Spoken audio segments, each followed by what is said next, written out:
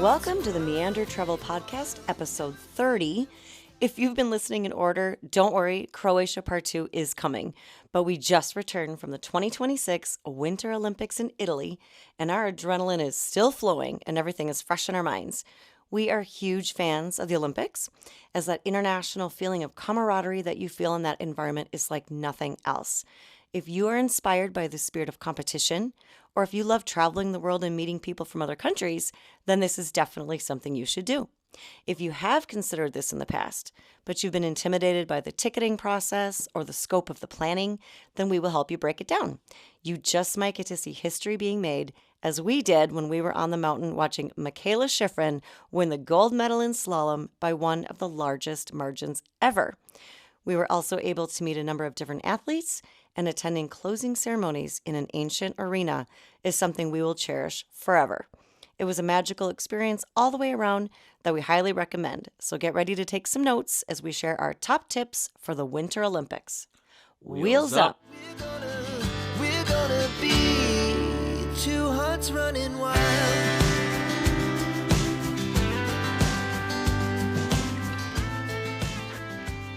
Thank you for joining us today. My name is Tony, and together with my wife, Julie, Hello, hello.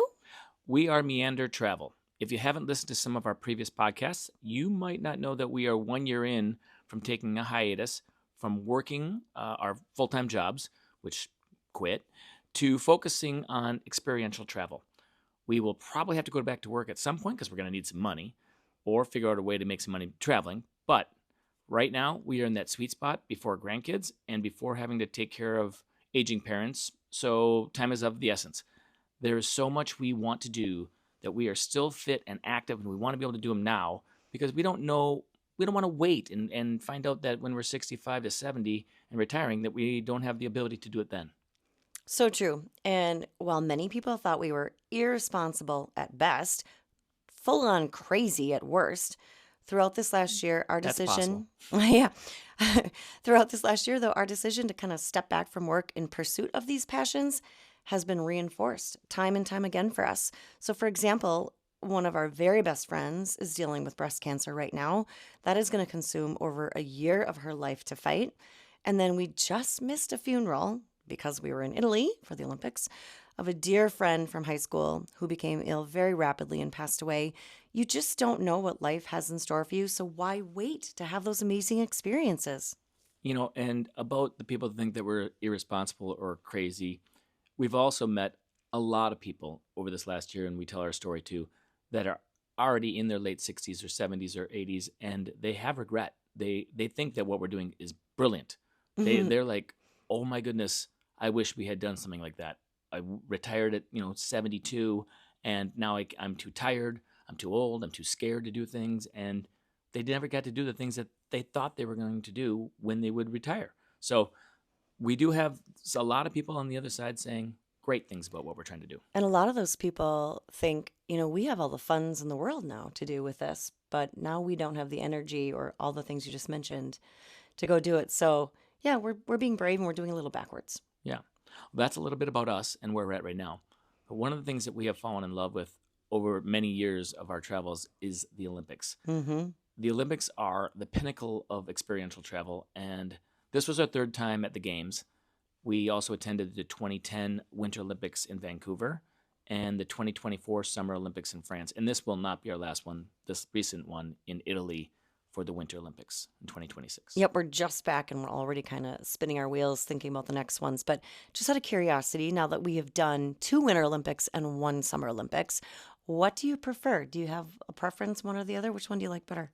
Well, we're going to talk about some of the things as to why some of our tips today are going to be towards the Winter Olympics is because the Winter Olympics and the Summer Olympics are so different. The Summer Olympics, there's so many more countries, there's so much more events, and sometimes they're spread out over, like these different events, but you're in also big cities, and it's kind of tight like that. Like we were in Paris. There's millions of people there. But when you're at the Winter Olympics, you're in these small villages, you're in mountain areas with ski slopes and bobsledding and curling, but they're much less countries, much smaller scale, and events, a lot less events. I kind of like the Winter Olympics. I know the weather isn't always the greatest for it. I'd rather be in shorts and a t-shirt, but there's something about people showing their pride in Winter Olympics that it's a little different than when you see in the Summer Olympics. Maybe logistically, it's just a little trickier for a variety of reasons that we'll cover. Yeah. How about you? I I think, like, if you said to me, you could only go back to one, a Winter Olympics or a Summer Olympics, which would it be? I think I would pick the Summer Olympics. And I'm not really like one of those people who just loves the heat. That's not me. I actually don't love That's it when me. it's really hot. But I also don't love it when it's really cold. And I don't know. I think if you're really, really cold, you can be a little bit more miserable than when you're really, really hot. Maybe not. Maybe that's not a true statement. But at any rate, I think I do prefer the Summer Olympics. And we've had great, I mean, extremely memorable activities in both winter and summer. So it's kind of hard because you kind of draw on that one time. Like, there's no venue that I know of will beat the Summer Olympics in Paris underneath the Eiffel Tower with the beach volleyball court that was Yeah. right underneath the Eiffel Tower. That was magical. We'll never forget. And that kind of skews a little bit like, oh, I really It like does. the Summer Olympics. It does, because I actually just think of that and I like know. I wouldn't trade that event, that memory, that time in history in our lives for anything. I can't even imagine that there would be a Winter Olympic moment that could beat that, unless, of course, Unless, Our of course, you're at the bottom. Well, in family case member was family in the member was Olympics. maybe That in the would Olympics. definitely top it. But other than that, I cannot imagine what would beat that. And that's a possibility. But for right now, we just got back from seeing Michaela Schifrin win that slalom gold up on the mountain. It was cold, and we were outside for 15 hours. We got sick, as that's the other thing, is you get sick from being in the elements. But that was pretty magical as well. So, all right. Some of the things that we talked about before, as Julie mentioned, were some of the challenges with and tips for going to Olympics. But a lot of that was around Summer Olympics. Now we're talking about Winter Olympics, and we're talking a little bit about, and this one, what are the main things you have to really think about when you're looking to plan and going to an Olympics? And I see it as three major issues: housing, ticketing, and airfare. Airfare, you go, okay, you know where you got to go. You're going to go to the country. Well, if it was Italy, you could have flown into Milan, Venice, Verona. You could have, lots of different options. Rome, and then take trains up. There's a lot of things you could do, but that's not the issue with the airfare. Airfare comes later. Ticketing, you got to get tickets way in advance. I've already applied for tickets for us for 2 years from now, a year and 3/4 for getting to the Summer Olympics in LA. Yeah, because this right now, as we speak, is March of 2026. Right, and I did this a while ago. So, and when you go to say you're going to go to the Winter Olympics, you apply for these tickets a year and a half, 2 years in advance, and then you don't find out till much later, about a year later, that you can get tickets, and then you're going to where your slot is to get them. But that isn't even the first thing you got to do, in my opinion, after doing this multiple times now. The number one thing and the hardest thing to really comprehend is, are you for sure going to go? Because if you are, you got to look at your housing first. Now, that's kind of hard to say when you say, I don't have a plane. I don't have a plane ticket. I don't have housing. I don't have tickets, but I'm going to go and get housing? That's crazy. Yes and no. And hear me out. So when we first found out that we were going to go to Italy, we're going to Italy for the Olympics, I started looking for housing. Housing was inexpensive, but you couldn't always get them on like booking.com or Vrbo, because they just didn't go that far out, because we were looking at almost 2 years out. But then as you get a little closer, you call places, you find out that you can get, we'll rent you a room. Now, we're talking a small town. Cortina was up in the mountains in the Dolomites. So this small town, I contacted some hotels. Some said no, they weren't available. But I did get some that said, yeah, we'll rent you. I want to, little over a week in Cortina. It was going to cost me average regular rate that they normally had. They hadn't switched over to their Olympic rates, because what I didn't do is book it. And I have really a lot of regret on this. This is a learning moment for us too. I could have done it, and it was about a year and a half out. But I didn't have ticketing, and I didn't have airfare for us. So then I just said, all right, I'm going to wait and just make sure that we get tickets. Well, as soon as I did that, about a month later, got the tickets, when we were starting to apply for tickets, I went back to all of the booking sites for hotels and stuff, and everything in town was jacked up and taken. You couldn't get a hotel anywhere unless you were spending $2,000-3,000 a night. And we were looking at maybe maybe $1,000 for 6 or 7 nights, for planning early. So made a big mistake by not doing that. And if you pay in advance, they by rules have to keep your reservation. But if you just book it and it's like, oh, money back, you don't put your money down until you arrive. I would never do that in planning one of these trips. You want to try and pay up front on these trips as fast as possible so that they have your money, so that they can't back out on you. You've already paid. I feel like they could refund your money anytime they want to. It's their business. However, I think they're less There's rules. likely to do so. There are some rules. So I think that they're less likely to do that because then they'd have a pretty big black eye on them too. So the tricky thing about that, like I didn't handle any of this part of the logistics or planning, by the way. I just kept my nose out of it because you kind of knew what you were looking at, what you're doing, and I didn't have any interest in it. And you're way better at that kind of thing because you look at your maps and you look at, where we might be going.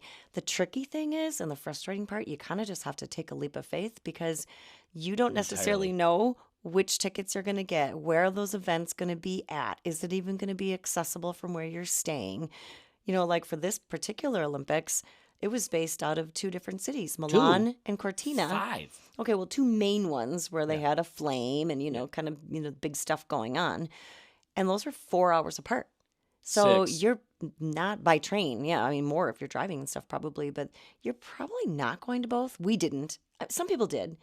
But logistically, that gets trickier. If now you're trying to navigate getting to 2 different cities and flying into one and flying out of the other and getting a car or taking the train, that's a lot harder to do. So it is tricky booking ahead of time. You kind of just got to go with faith. Pull the trigger and and if go you for can it. get one and you say, hey, I want to book it and I want it to be refundable, but you get about, once you got your tickets and you know where you're going to be and you have your place reserved, if you can pay then, I would do it. I would try and get that money up front and get other for one other reason. You have so much money going out when you go to the Olympics. It's nice to have some things paid for and in your rear view mirror by a year, so that you're like, oh, I already have that paid for. That's great. It's not now money. Absolutely. Yeah, that helps. So the other thing is you got to do a lot of research as to where your events that you want to get are going to be. So like Julie said, there was 2 spots. Yeah, for the Flames, that was Cortina and Milan. But there was so many sites in between. Bormio for the men skiing in different spots. The cross country skiing was in another in Tesoro. They're spread out all over the place. So if you wanted to go and see something specific like we did, which was downhill skiing for the women and also curling, that was in Cortina. So we knew where we wanted to be. Luckily. So it just so happens that the curling teams were both from Minnesota. All of the curling teams were from Minnesota, and that's where we're from, and I curl as well. And one of them is from our home club in Minnesota. So that's kind of cool. So we got to cheer them on. I do think it's important to note that what you have to determine first is, are you just going to participate in the Olympics? You want to be part of the atmosphere. You don't necessarily care what Olympic events you're going to. If you don't care, that makes everything a lot easier. True. Because first of all, you can buy the cheaper tickets. If you're just happy to go to a venue and support your country, and that's actually kind of nice to be able to. We'll get to the tickets aspect in a second, but yeah, I couldn't agree with you more. If you're going to be able to fly by the seat of your pants, you're golden, because then you can just find things and go to things. But where you stay is important, because for us, we couldn't find a spot in Cortina for cheap, and we're budget travelers. So we found a place that's about 15 miles north in a little town called Dobiaco, and we had almost a mile walk to get to the bus transfer station where you take the shuttle buses into Cortina, which is it being 45-minute drive by bus. So now you're walking, then you're taking a bus, and then you get into town, and you're not really in town, you're outside town. You got to walk up into town. You got a lot of schlepping around to just go every day to go see these Olympic Games. So wasn't ideal location. Looking back, we're really glad we saved the money, because that cost was way cheaper than anything in town. Astronomical. Like way different. Everybody that we talked to was shocked that we got it for as low as we did. And I'm just full honesty, we spent about a little less than $2,000 for 7 nights in this town. In a really nice apartment. Really beautiful place. It felt like home after the week. I kind of felt like this cute little apartment that we lived there.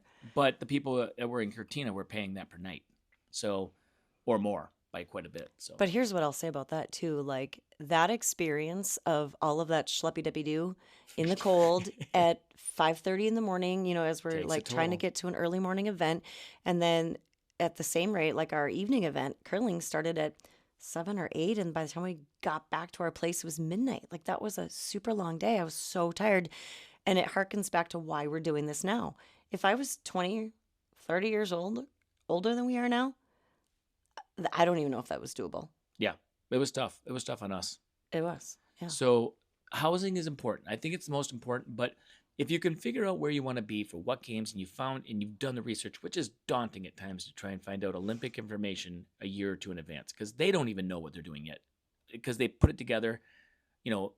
They work on these games for years in advance, but they really don't have your tickets available until about 24 to 48 hours sometimes before your event. You don't even have your tickets in your possession yet. They give them to you electronically. So it's kind of scary. Like, do I even have seats? You know that you paid for them, but do I have them? That's not necessarily the norm, though. No, I mean, a that's lot how of they're people doing it had now. them That's a how you little do it. sooner than that. Yeah, you know that you have tickets. You bought them, but you don't have your seating assignments, and they don't put them into your account until just a couple of days Maybe you before should the events. explain that Okay. Olympic account a little bit better because it's confusing. It is. All right, let me get into that. So we'll go back to the housing in a minute. But ticketing, you have to apply to get into a drawing to get the tickets well in advance. So if you're looking at LA, start doing it now. If you're looking to go to France for the Winter Olympics, 4 years from now, you're going to want to start looking in 2 years. And there's websites you can go to, the official websites for the Olympics, and they will put you onto it. So you can register there. Then when you get a date and a time and say you're allowed to go online and purchase your tickets then. Okay, we wanted to do women's skiing and curling because curling is the cheapest ticket. So we got a whole bunch of them because that was great. Because if we didn't know what we were going to get at the time. You didn't know if you're getting USA or you didn't know at all who was going to be curling. You just were buying tickets. Unless you're paying for specific gold medal games or something, you're just getting the matches and you don't necessarily know who's going to be pool play. Yeah, you don't know who that's going to be. The nice thing about curling too is there's 8 teams on the rink. So you have a pretty good chance. Sheets. At the same time. So you have more opportunities to hopefully get your country. But even so, it's fun even if it wasn't. So we applied and I got a time slot. I went online and I wanted to buy alpine skiing, GS, and slalom. Couldn't do it.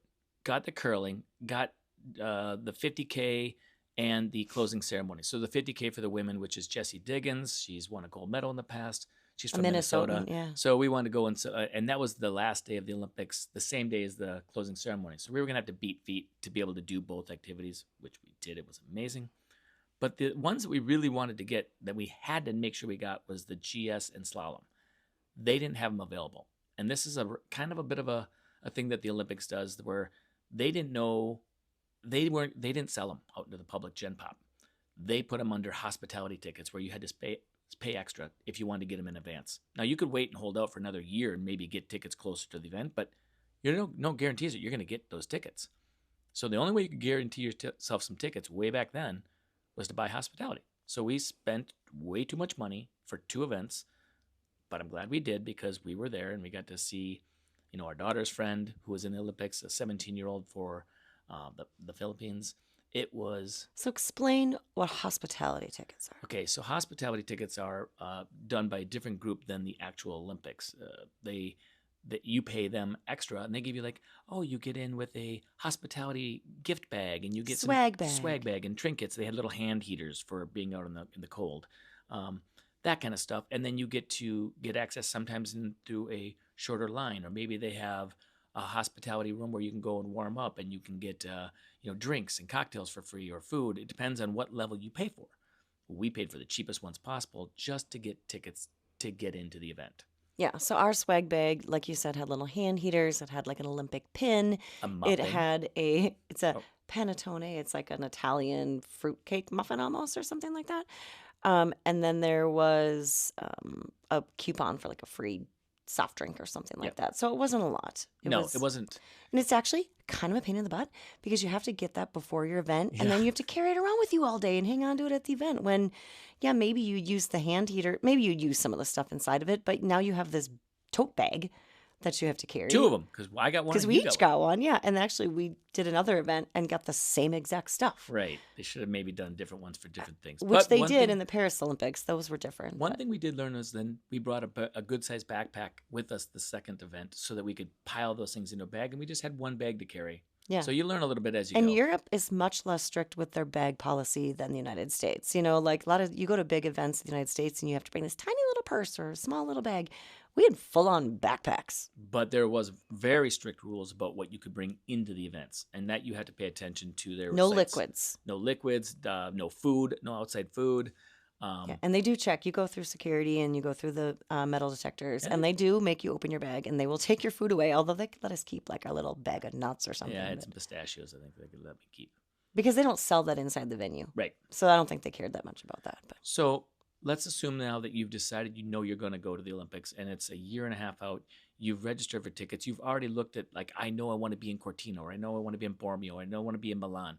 You've gone online and booking, and you've said, all right, I'm going to be in this area because I know that by looking at the calendar of events, which they place, but they don't put too much information out there, I'm going to need to be in this town for 3 days, this town for 4 days.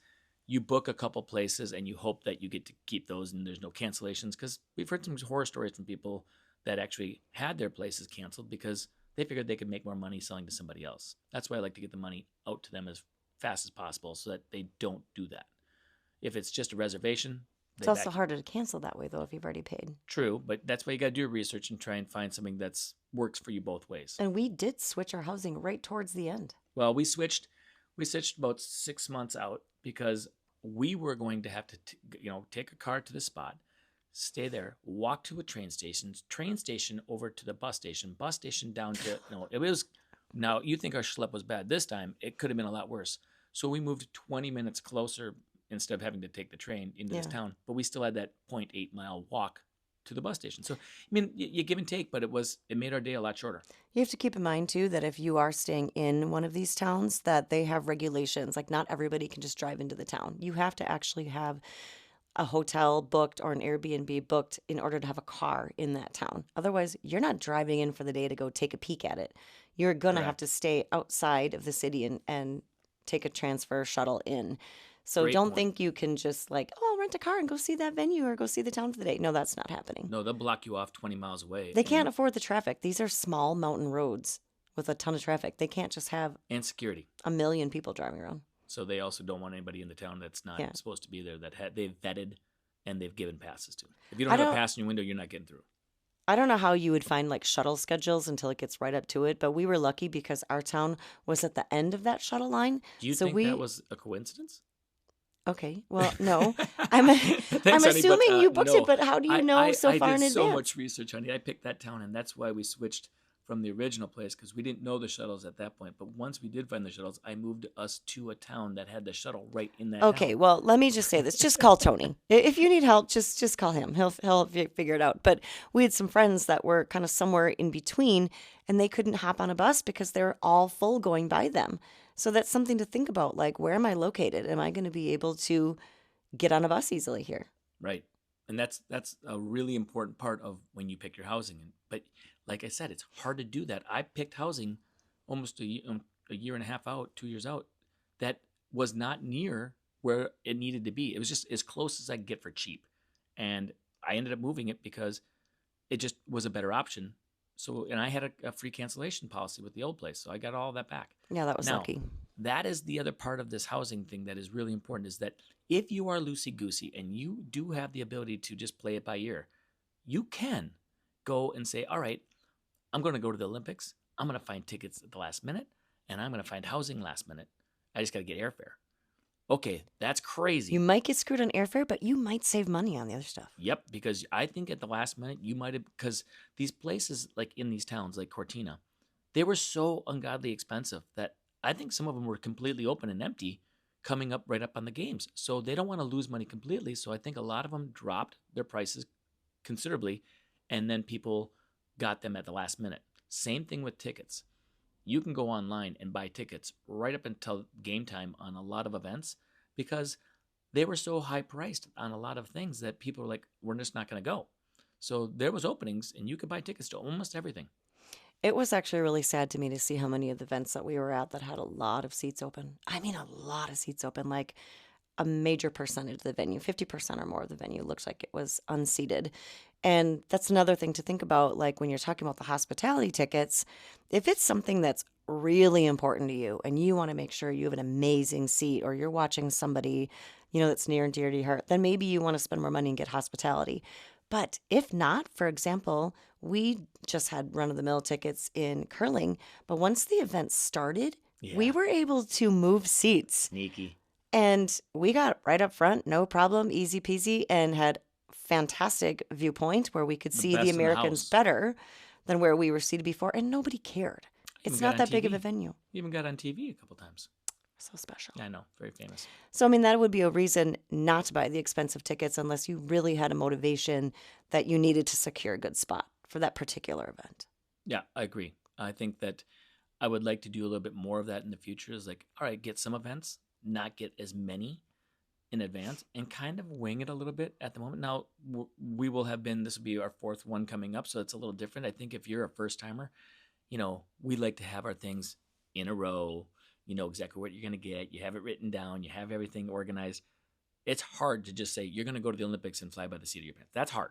Yeah. That's very stressful. But I think I'd be more apt to do it now after being to a few that I'd be okay with buying just a few tickets to some events and just let's see what happens. I think this LA one might be the wrong one to try that tactic at, though. That's true. And LA, I'm not overly, like, it's not like, wow, I can't wait for the LA Olympics. That's the one that I'm like, we'll probably go just because we'll go. But I'm not like, Actually, we're thinking about maybe volunteering. yeah. So that could be a whole nother podcast. How do you volunteer for the Olympics? That's a process, by the way, and that's I've already looked into that. But then the big one that we're looking for is 2030 in Maribel and in southern France, Chamonix, and wherever it's going to be. There's a whole bunch of venue sites there too. So that's good for the Winter Olympics. Yeah, his theory now is we're just going to move there and buy a property really cheap so that we can just. No, I looked. I've already looked. If you believe it or not, I've already looked at places in Maribel, which is a small community where the skiing is going to be for the women, and yeah, it was like millions per place for just little places. Like, yeah, we're just gonna Never We're mind. gonna probably just stay for a week. All right. So anything else that we want to cover on the ticketing and Ticketing, venues? No, okay, no, but airlines. Now, here's another. This is probably the biggest factor. Is like you want to get the best price. You want to try and book your flight out in advance. You've already got tickets and you've already got a hotel, but you don't have an airfare yet. You're not going to have that for quite a while, probably till you get right up to about a year out, and that's about as soon as you're going to be able to get those flights, anyways. Yeah. But even then, I would hold out a little bit because they're going to be jacked up prices. And then, some say that, you get your best prices like 3 to 4 months away from a time. I'd be nervous about doing that. That's a little bit too late. But really, I mean, if it's going to... Depends on the destination. Depends on the destination. If you're going to LA, you have a lot of options. You don't have to fly into LA. You can fly into 10 different places that are close that can get you for a much cheaper airfare because they know that everybody wants to go to, quote unquote, And you're going LA, to have a rental car anyway.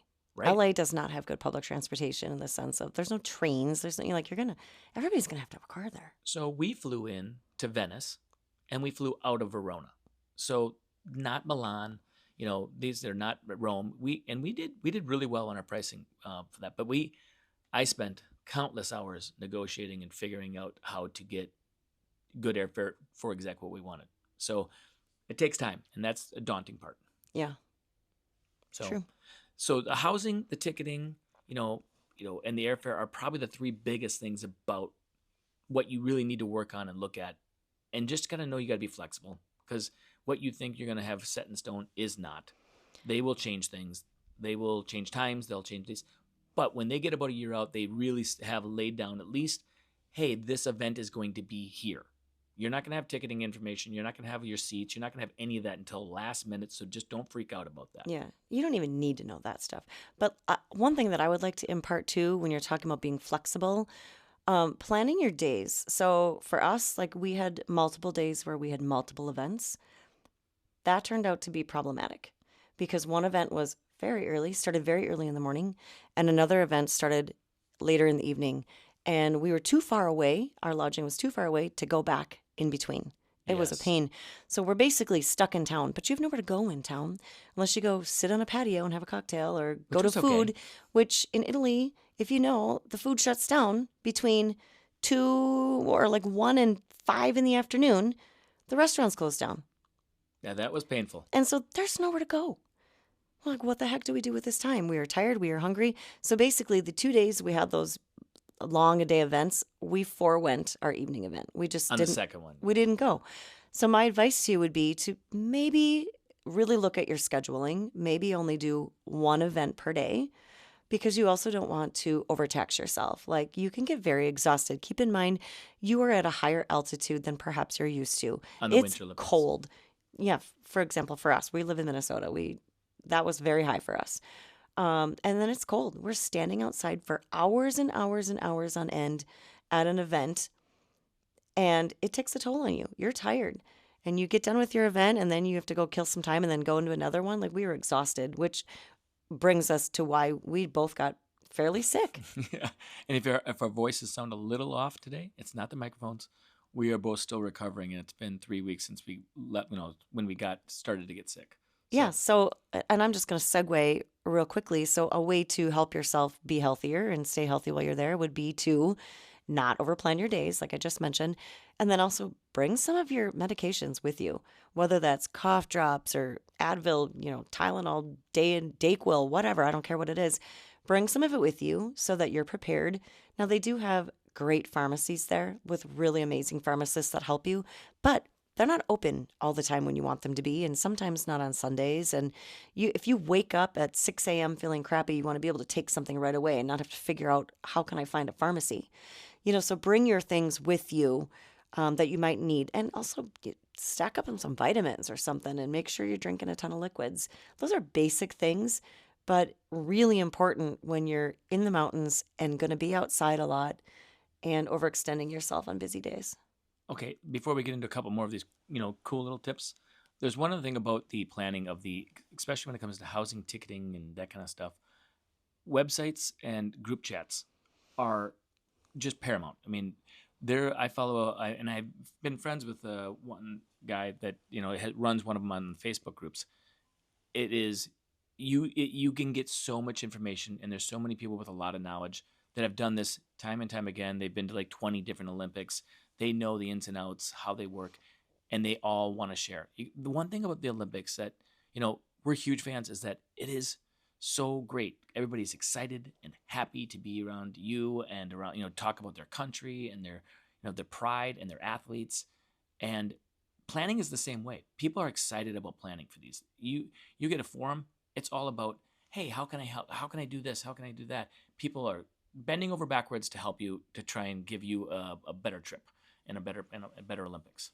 That's a good point. There is so much negativity in this world, and the Olympics are so positive and supportive and encouraging, and people are so thrilled to come together and meet each other from different countries. And we have never, ever had a bad reception from once. Anybody, any person ever. Have we had a negative reception because we're from the United States? It was amazing to meet people from all over the world, and people are people, and it's a whole different level from politics. We're not governments, we're not politics. We're just you and me having a chat with somebody, and it's fun and it's friendly, and it's just such a really unique and, I don't know, just worldwide camaraderie. It's great. Kumbaya. Yeah. And you know what? We didn't talk politics with one person, and nor will we talk them on here, just because this is travel. This is what we want to do. We want to talk about experiences. And we talk to people that, like, I sat next to somebody from Ukraine, and I'm like, they've got a lot going on in their life. And they said, you just want to let you know, governments are governments, but we love the American people. They're such great people. And thank you for all that your country has done for our country. And I'm like, wow, I didn't know what I was going to get. I had no idea. And he goes, but that said, it's fun to just sit in here and hang out with you and talk to you. And we, shared some drinks and talked, and it was so much fun. And there was nothing about politics at all. It was just, hey, we're just happy to be watching our skiers and your skiers, and it was a good time. Yeah. And we did that with a lot of countries. That would be what you would say questionable for the United States people, where you would travel. Well, and it's so easy to find something in common with somebody. and a lot of people speak English, but like you're walking into the 50K and you're standing next to this guy from Sweden. You're like, hey, hi, how's it going? Hey, good. We love Sweden. Oh, really? Have you ever been?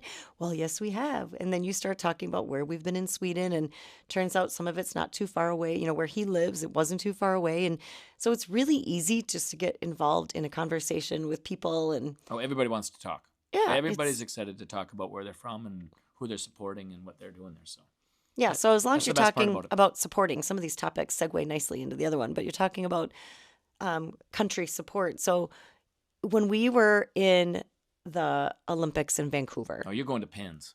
no, Oh. I'm not. When we were in the Vancouver Olympics, everybody had on country gear. Yeah. You know exactly who they were This is representing, who Winter they were there Olympics. for. It's a little different than Yep. Summer Olympics. And then in Paris, for whatever reason, and I think there are multiple factors, but nobody walking around the city was in any kind of Olympic country designation. You had no idea where people were from. Two things. One, it's millions of people. And two, it's summer, so you don't have a lot of gear that you probably would show off pride and support. Yeah, how many tank tops do you have that the say tank tops, but USA? when it comes to like Winter Olympics, you got jackets, hats, mittens, snow pants, boots. People were decked out with scarves. I mean, everything was their country. Yeah, and to your point, I think it's more the destination in the sense of like Cortina is small, and the people who are there, everybody descends upon the town. It's pretty much for the Olympics. Yep. Paris, on the other hand, that's millions of people that live in that city, and they're not all there for the Olympics. Right. A lot of them Most could not. care less. So they were there, but they were scattered. You just didn't notice it as much. But our recommendation is bring your country, supportive wear, like your USA sweatshirt or your hat or whatever. I pretty much had red, white, and blue on every single day. Whether or not that said USA splattered across the front, only in a couple of my items said that. But I typically was in our colors. I, on the other hand, at some points went hog wild and did all in. And I would recommend this. If you have a bit of a problem, like being an extrovert and kind of going up, this is Standing out. This is the place to take a shot at it, because you can go and wear the most outrageous pride outfit with USA and red, white, and blue, or whatever country you're from, right?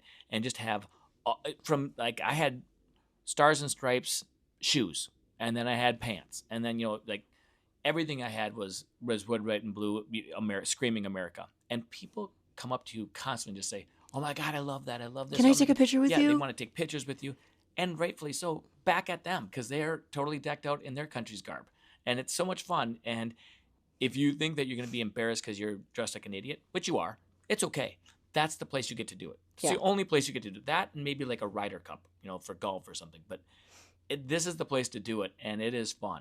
It is fun. And then, so there were days, we did have some off days where we had no events and we had some time to go explore things locally.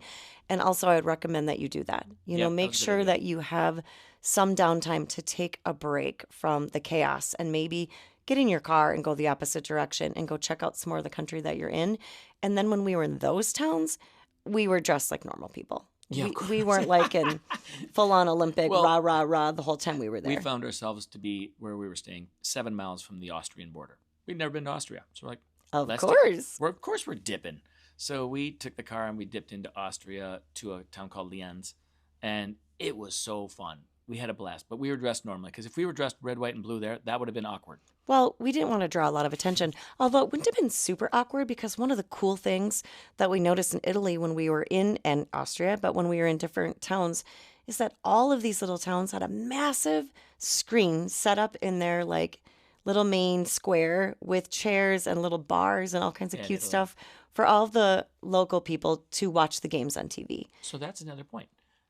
If you think, backtracking to ticketing, if you go, and let's say you're going to go to the Olympics and you say, well, I don't have tickets for that day or that day.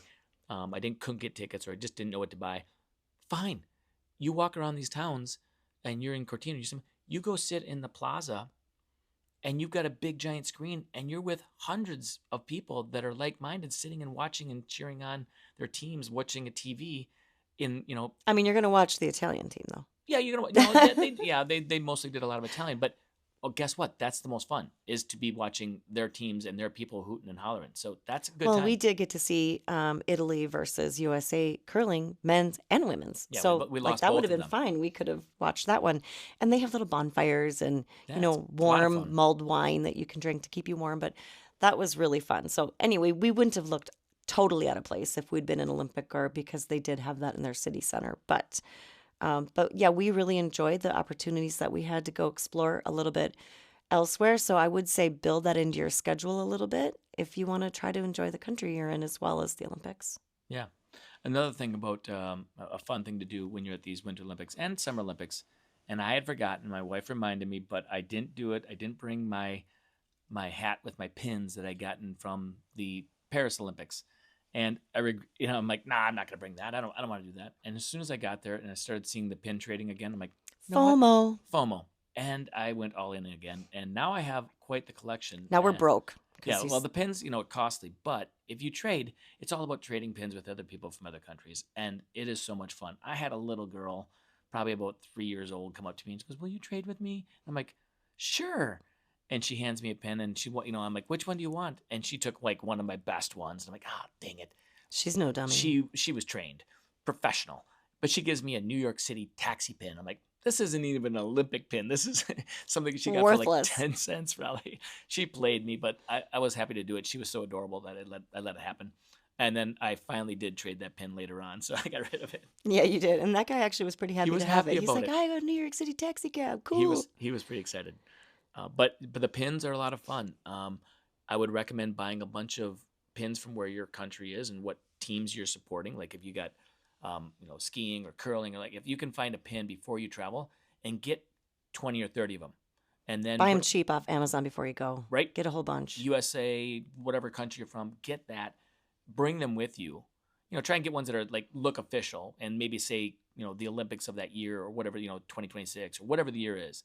Because Or a when you get unique there- pin that is just Yeah. that you've created or that you know Right. it's by your home or something. But also here's what you need to think about. Decide where you want to display those.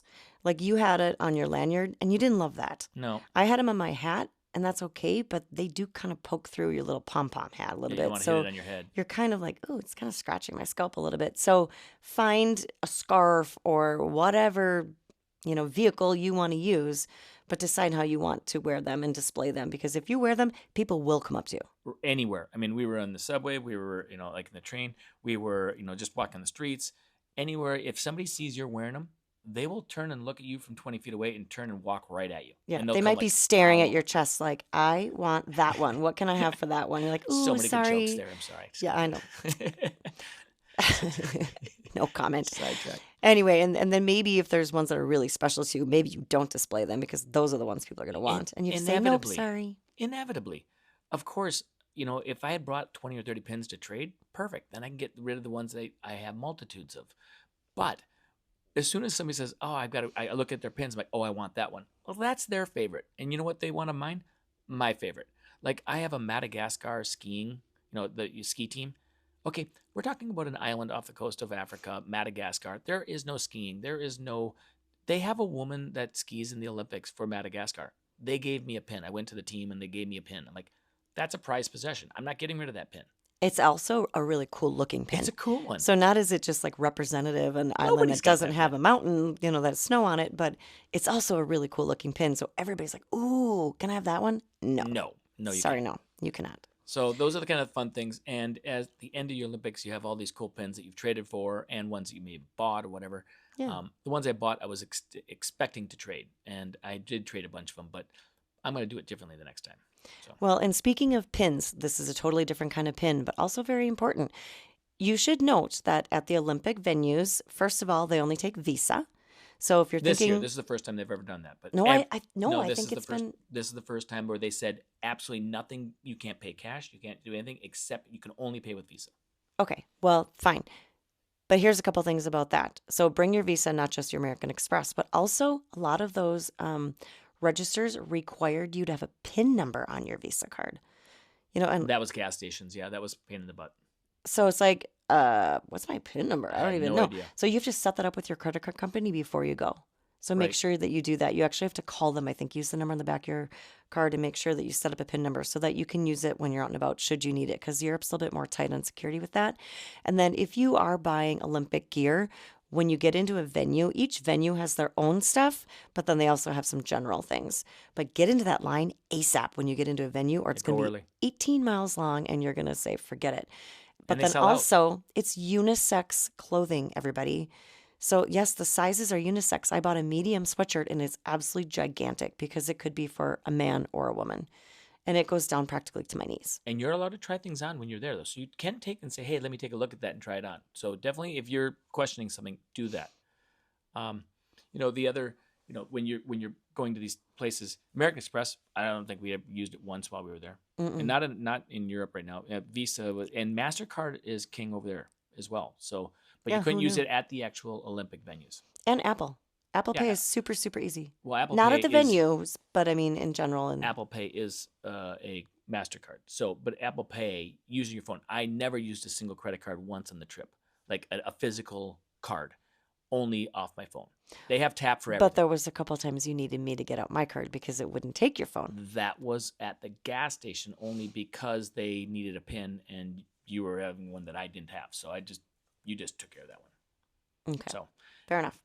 anywho, that's about what we've got for you for right now for the Winter Olympics. We just kind of wanted to get back on here. We have Croatia to do. We wanted to talk about our second part of Croatia, but we really didn't have the, we actually just wanted to get this off our chest because we just got back from the Olympics. We're like, we need to talk about the Olympics now. And sometimes it's just nice to do when it's fresh because we're like, oh, remember this, remember that, remember that. And then you sit down to do it later and you forget some of those little more minute details. So it was fun to kind of talk about it while we still have that excitement. We're still running on that adrenaline with a little bit of this cold in our voice, but that's okay.